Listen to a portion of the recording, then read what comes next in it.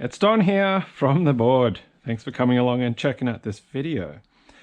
So, in the ever-growing vast array of tools that I'm building up now in this woodworking space, this is a number 78 rebate plane. This is a Stanley, and I actually got this one pretty cheap, $35 off eBay. Very lucky to win this, actually, because normally they go for a bit more.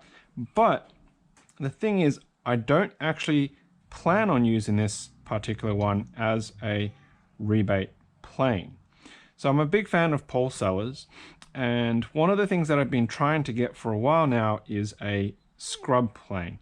The purpose of a scrub plane is to actually take off large amounts of material very quickly. Now, with the supply of pallet timber that I've got, it has a certain size and thickness to it. And if I want to do nicer things, thinner things, more delicate things, I have to reduce the size of this stock. I don't have a thicknesser. I don't have any electric woodworking tools as such. I don't have an electric planer. And while I could use something like my number 4 here, it's not designed to take large amounts of material off quickly. So the mouth of it is small, and you know, the actual blade has been been sharpened to be straight, and it doesn't have the camber on it. So it will take thin shavings to smooth out the pallet timber, which is what we've been seeing on some of the other videos when I made the wrist rest. The purpose of the scrub plane, though, is to take out large amounts of material quickly, and one of Paul's creations really and conversions is to actually get a number 78 and to turn it into a scrub plane. So the trick here is, because the mouth here is actually open on both sides for the rebate purposes, and there's quite a good sized gap here, which means when you take shavings, they can actually eject out the sides rather than getting caught up in the actual mouth. The smaller profile of the rebate plane also helps with removing a lot of material, because you're not getting big fat shavings that are going to get caught up in the grain and all those kinds of issues. So how do you actually do this conversion? Well, to do the conversion, what you want to do is basically put a very heavy curve and camber on the blade, so that you're going to be cutting in a sort of a gouge type of action. So I bought this specifically to do that conversion, and as you can see, while this actual blade has a slight camber on it already, we need to make that more aggressive. Now, this is tool steel, and tool steel is very hard, so it's not recommended to try and do it with hand files. You probably could, but you're going to wear your files just as bad as the actual metal. So of course, if you had electric tools and an electric grinder, you would just use a grinder. Now, I'm a sucker for punishment, and so I'm going to do it with a hand grinder. A old school hand crank hand grinder. Now, this is a Champion from Milwaukee, Wisconsin. I bought this for $10 on Facebook Marketplace, and I paid a little bit more for shipping on it, but I actually managed to get a $5 gent saw with it at the same time, so it helped just reduce that cost a bit. It was very dirty, it wasn't running very smooth, and what I've done since is I've given it a good cleanup. That entire plate was completely gunked up and over. I've freed up the mechanism, I've taken the top screw, and I've actually pulled the actual this main drive shaft here out and cleaned it, and then I've oiled it, but I haven't opened the internal casing because it was running okay. I've cleaned the handle and I've wax pasted it. I've oiled all the moving parts. I've taken off the arbor, the bolt nut on that to check it, and then I've put it back together. What it was missing was a tool rest, so I've just got a bit of angle bracket here to act as my tool rest. This was probably bent at some point in its life because it's not actually straight. So that's actually at an angle, but you know what? I can deal with that. So my plan here is I'm going to mark out the curvature, and then I'm going to use this hand grinder like that, and I'm going to grind I don't know if you can see the actual angle there, but it is definitely going to make a difference. And then I'm going to grind this to have a bit more of a curve on it that will allow me then to sharpen it and then set it back into here. I might just do a little bit of light filing around the edges of this as well to open up the mouth. And then we're going to try and use this 78 converted scrub plane that will allow me to take off a lot of material quicker so that I can get thinner pieces of wood, because this is probably a bit thin for me to rip down the middle effectively. Whereas by using the scrub plane, I can actually reduce the thickness quite quickly before switching over to a smoothing plane. So that's the plan. Whether it works or not, I don't know. So what I will do is I'm just going to put a bit of tape across it so I can use that to mark the curvature of what I'm going to try and grind to. So we're just going to set the tape kind of like that. I'll just break that off. Of course, I have absolutely no idea what I'm really doing with this, and you know, this is just a straight bog standard Stanley blade. You can still buy these, you can buy these new, so it's not too much of a loss theoretically. Now the curve on this, I think he was going at about 7 inches is what he said was his recommendation. So I think 7 centimeters is probably, oh, maybe it was 7 centimeters. Okay, so 7 centimeters is about there, which goes to the back of that, just over that back of that curve. So if I mark the center of this blade, the kids are doing something, and there's a lot of wailing going on between my two children. So that's the center line there. So let's just have a rough, don't have to be too accurate with this, by the way, because it is going to be a roughing tool. So if I go from there, and I want to mark out the center line to be 7 centimeters, which will be pretty much about there. Okay, so I'm going to go to the 7 centimeters from that point, and you can see it's not going to really take off a huge amount.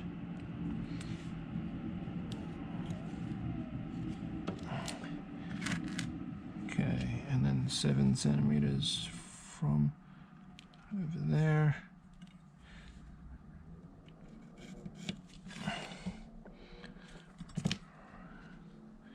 Now I don't have an actual compass, so that's why I'm kind of doing it with this radial method more so than anything else.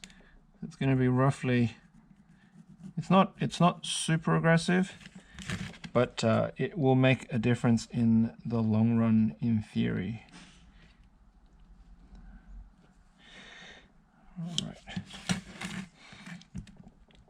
So I shouldn't have to take a crazy amount off, but even that amount of curve is probably going to be quite interesting to take off. Okay, so we've got that, and that's what we're going to try and achieve. I'll probably go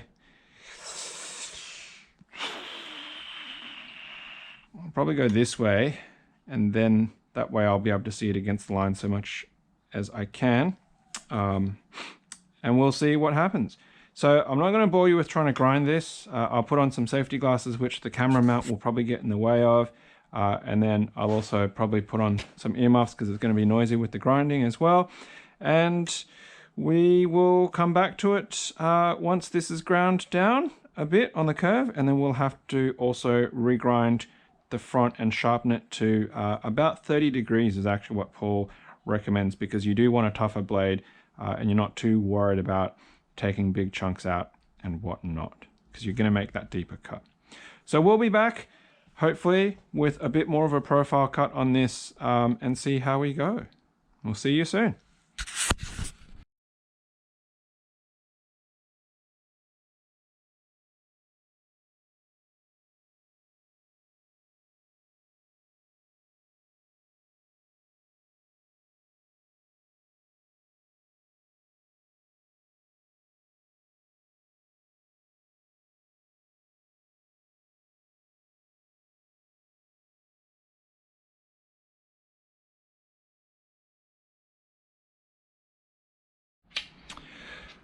All right. Wow, what an experience.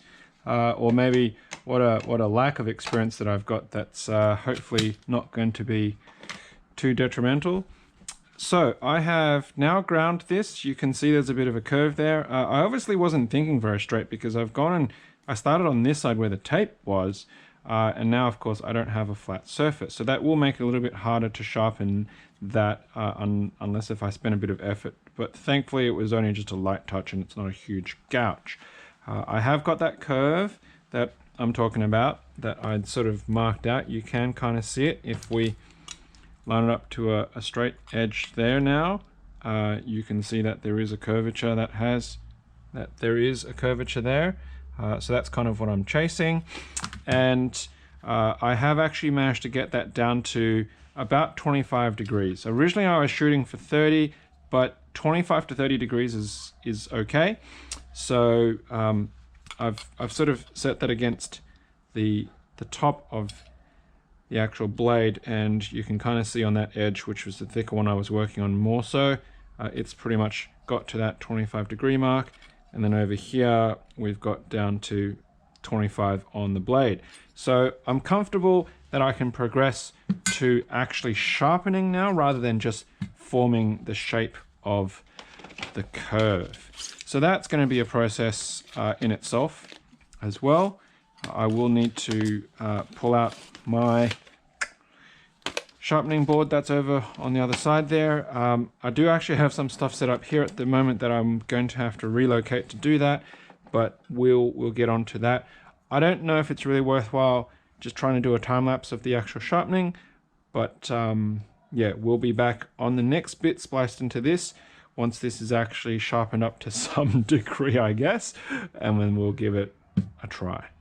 All right, we'll see you soon.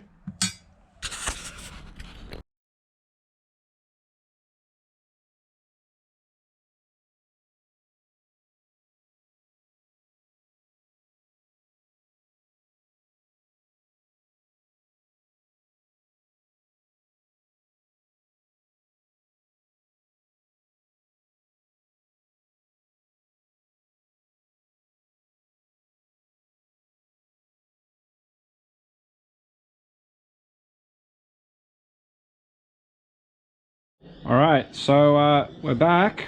The sharpening was really interesting. I tried to develop and learn the figure of 8 technique that Paul uses, which allows you to do the curves on both sides, one as you go up and then as the other one comes back. I ran it through, of course, all the grades. I do have a really nice shiny surface there, and it does have an edge. I wouldn't say it's the greatest edge out there, but you know, at least with the old dodgy paper test, it is sharp enough to cut paper. So, you know, it should be okay. So what we're going to do is we're going to set this back in. So the lever position we're going to set probably, I guess, at the bottom, since you'll be able to move it up or down or something like that. We will set it, let's set it deep-esque, about there maybe, since I want to be able to lift it out all the way. So if I get it all the way up, and is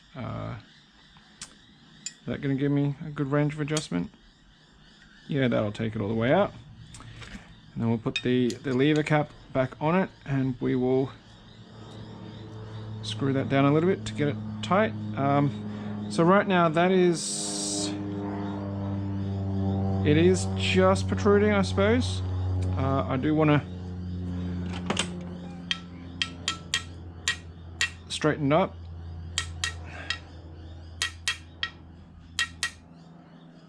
Okay, I'm going to tighten that down. And so I've got a bit of that rough palette here. Put some gloves on for splinters. And let us see how. Alright, well, it's definitely sharp enough to take those surface shavings. So let's loosen this a little bit. Go a little bit deeper. Now the trick to what I've been told is you kind of want to go not along the grain, but across it. So that's probably a little bit hard for me to do right now with my skill level. Maybe if I do it this way. Alright, so we're trying to take really deep cuts right now. And there's definitely space in there. You can see there's quite a big gap. It's just a question of, are they getting caught, and is it because it's this moving? So maybe we'll go all right, so maybe that's too deep. Let's just back it up a fraction. Yeah, there we go. All right, so we are ripping out some really thick, heavy-duty bits now, but the problem is my my board is moving. So maybe if I clamp, my bench stop is moving. That seems to be more of the issue than anything else. So if I clamp my bench stop instead directly, which normally I don't like to do because I like having this gap just so that I don't ram into the actual the clamp. Oh yeah. Wow. Okay, so that's it's not doing fantastically well right now, but it could be a user error thing. And the blade's definitely cutting, but it's probably me more than anything else, because I don't know what I'm really doing with this. Could be a grain direction thing. Am I going too deep? And that's probably quite aggressive, but you can see how much that's actually just tearing it out by, which I kind of guess is what you don't mind. Oh, there we go. So it's really just my clamping, I think, is the problem, because this is definitely hogging a lot of material off, and you can see it's just absolutely demolishing out the wood. Huge gouges, probably in the wrong direction for nice removal, but there we go. That's a little bit easier.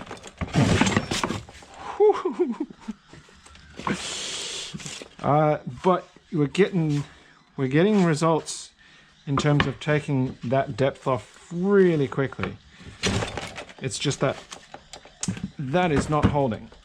Now if I clamp the back of this, maybe that'll give me a bit of extra resistance. Just got to be careful not to hit it. I'll just clear that out.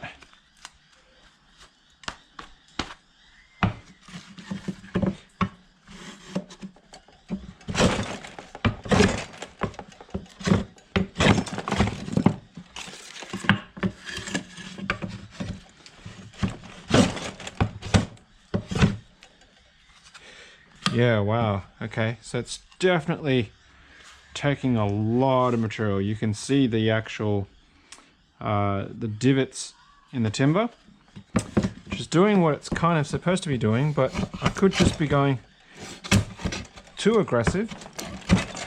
I honestly, I don't know. Maybe. So let's just try backing it off some. Okay, we just lifted it a bit more.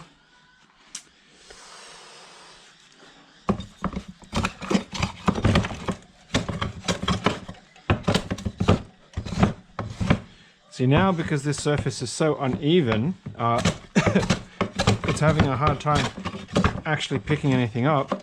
But if we come back, well, that was unintentional.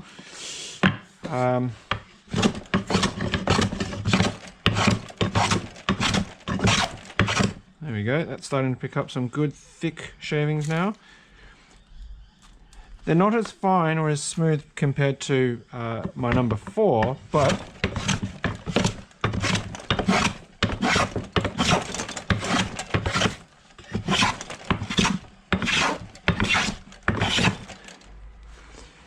it is taking out some good thick shavings indeed.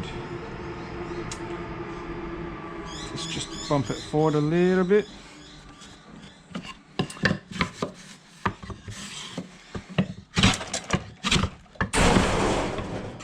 Whoop, well, that was just the wind taking care of my side gate.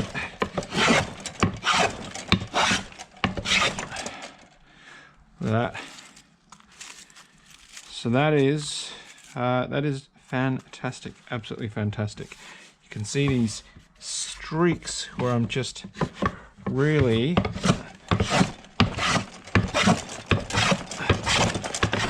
taking large chunks of material out very quickly. Wow, I like it. I like it indeed. So it works. It totally works. It's definitely a good workout. There's definitely a lot more force involved in using this. But what this will let me do is really trim down thicker pieces quickly. Whoops. I don't even know what I just knocked off the table there. To get down to a working height of working thickness of the actual board, and then I can go in with my smoothing planes and then start actually smoothing it out. So this is quite rough, but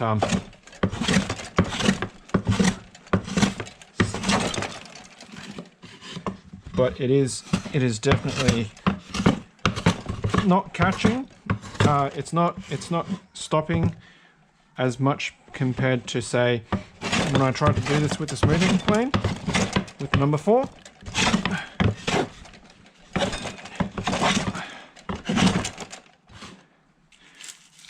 Yeah, big chunky pieces that you can't really gossamer thin type of stuff that you'd see typically out of the number 4 is definitely not what's happening here. All right, well, I'm not going to bore you as I get my daily exercise using this thing. I probably need to do a bit better on the sharpening, but in terms of general outlook on that, that's actually really good, really good. Now I can hear some people probably saying, maybe, why am I ruining or whatnot the actual 78 as a rebate plane? Look, it doesn't do anything to the plane body itself terribly much. You can just get a replacement blade if you want to be able to cut really nice normal rebates. However, the reason why I'm not that fussed about it is because I have another one. I have this one here. This is a record, a genuine record, number 78 with the cutter. A little bit rusty, yet to clean it up. It does have the depth stuff, but it doesn't have the side fence on it. So, you know, for rebate plane purposes, I do have an entirely different unit. And yeah, that's why I am actually not that concerned about playing and grinding with this one at all. So there you go. I can really get into hogging down some of these, and then it gives me a bit more flexibility to work with once I work some of these down to a thinner size. All right, there you go. That is turning a 78 rebate plane into effectively a scrub plane, thanks to the pole seller's way of doing things. Thank you very much for coming along and checking out this video.